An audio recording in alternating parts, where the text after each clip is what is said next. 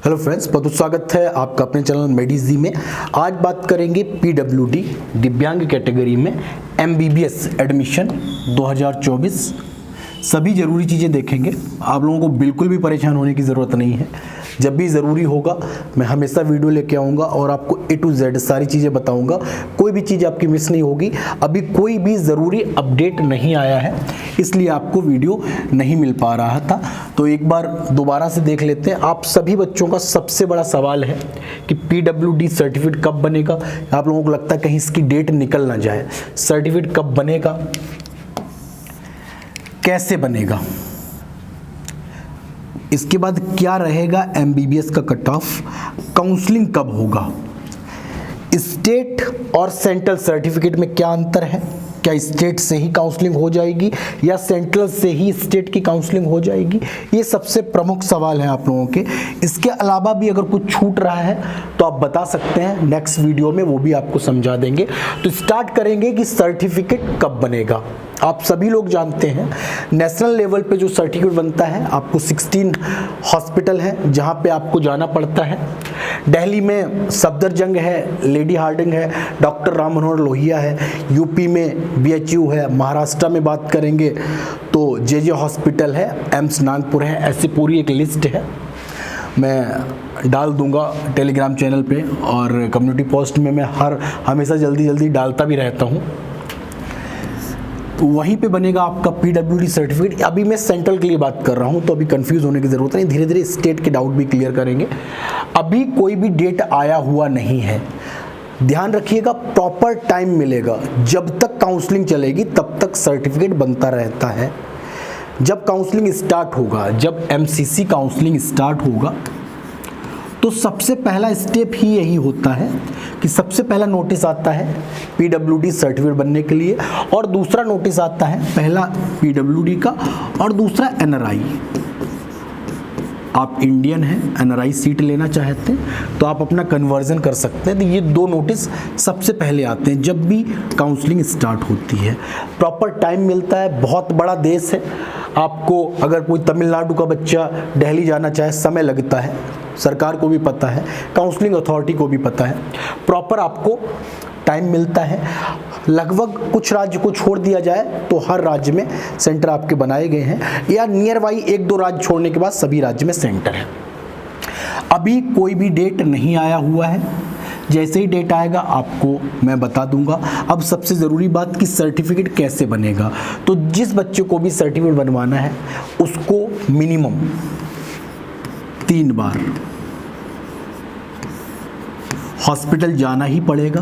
First time अब जाएंगे तो आपको अपॉइंटमेंट मिलेगा कि किस डेट का आपका फिजिकल चेकअप होगा।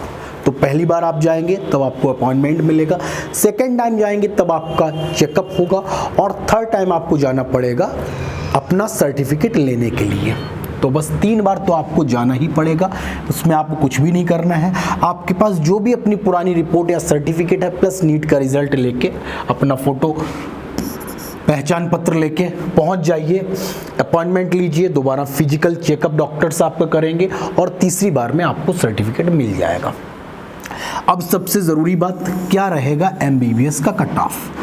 तो जो भी बच्चे क्वालिफाई हैं, जो SC ST OBC में हैं, अगर आपके मार्क्स 129 हैं और जनरल EWS में हैं और आपके मार्क्स 146 हैं, अगर इतना स्कोर आपका है, आप किसी भी राज्य के हैं, 100% मैं आपको गारंटी देता हूं कि आपको कॉलेज मिलेगा।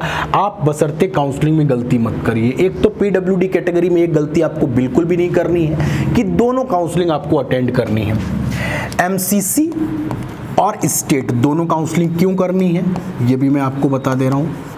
कुछ बच्चे कहते हैं सर मुझको तो केवल एमपी में ही कॉलेज चाहिए, तो मैं तो केवल एमपी की काउंसलिंग करूंगा, मैं ऑल इंडिया काउंसलिंग नहीं करूंगा। पर आप सभी लोग जानते हैं काउंसलिंग का स्ट्रक्चर क्या है कि 15% जो आपकी सीट है वो ऑल इंडिया में रहती है। अब सपोज़ किसी को एमपी में एडमिशन लेना है, इंदौर या भोपाल में, तो 85% सीट तो आपको स्टेट काउंसलिंग से मिल जाएंगी और 15% आपको ऑल इंडिया से मिलेगी। एक एक सीट की कीमत है पीडब्ल्यूडी कैटेगरी में, एक एक सीट की कीमत है, कभी कभी एक ही सीट होती है, इसलिए कोई भी सीट आपको छोड़नी नहीं है। आपको स्टेट और ऑल इंडिया दोनों काउंसलिंग करनी है अगर आप जस्ट क्वालिफाई हैं तो। और अगर आपका स्कोर बहुत अच्छा है, फॉर एग्जांपल आपका स्कोर 350 है और स्टेट का नंबर 1 कॉलेज चाहिए या आपको एम्स चाहिए, तब भी आपको ये काउंसलिंग करनी ही पड़ेगी, क्योंकि एम्स तो आपको केवल एमसीसी से ही मिलेगा।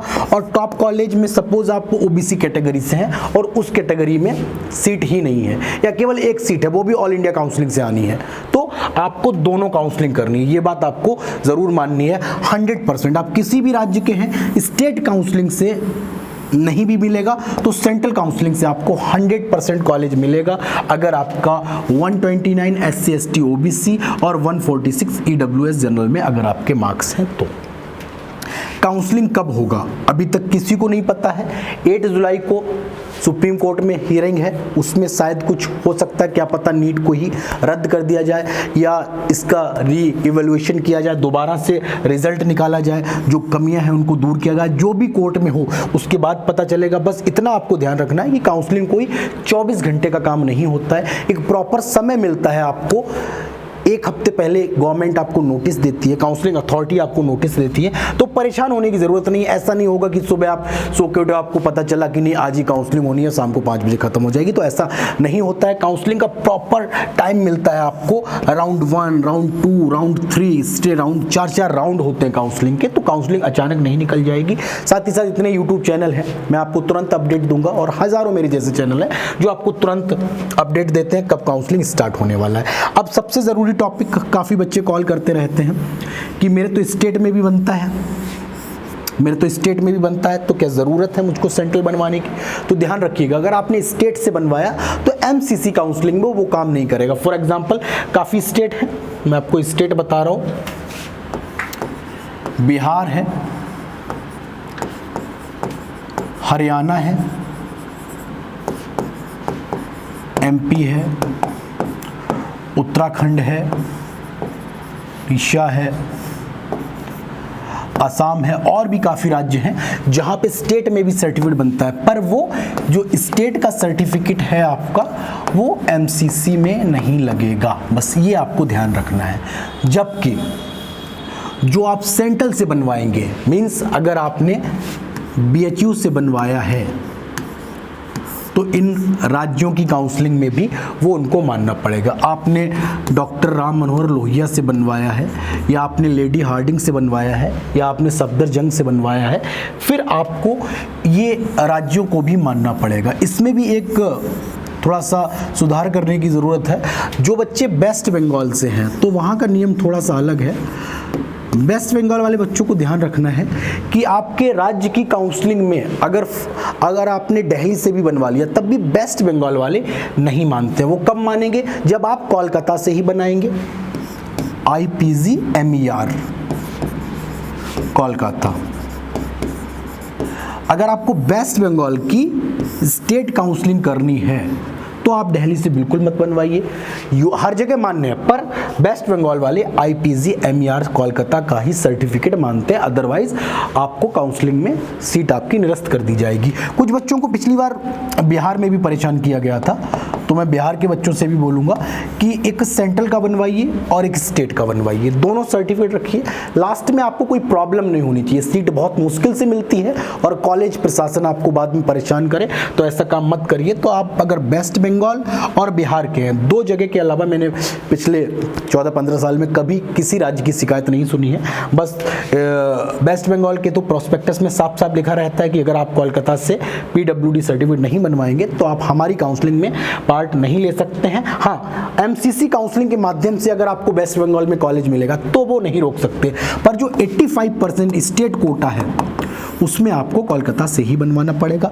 बिहार में सर्टिफिकेट ले लेते हैं पर थोड़ा बहुत परेशान करते हैं, इसलिए बिहार के बच्चे भी एक बिहार से बनवाएं और एक वो जहाँ से भी बनवाना चाहते हैं BHU या दिल्ली, वहाँ से सर्टिफिकेट बनवाएं। तो ये तो सर्टिफिकेट की बात होगी। अभी कोई भी अपडेट नहीं आया है, जैसे ही आएगा सबसे पहले मैं आपको बताऊंगा। रही कट ऑफ की बात, अगर आपके 129 कैटेगरी में और जनरल EWS के लिए 146 मार्क्स हैं, काउंसलिंग में गलती मत करिए। कोई भी प्रॉब्लम है आप हमसे संपर्क कर सकते हैं, हमारी पेड सर्विस ज्वाइन कर सकते हैं। हम लोग बहुत लिमिटेड बच्चों की काउंसलिंग करते हैं, पूरा काउंसलिंग खुद से करते हैं।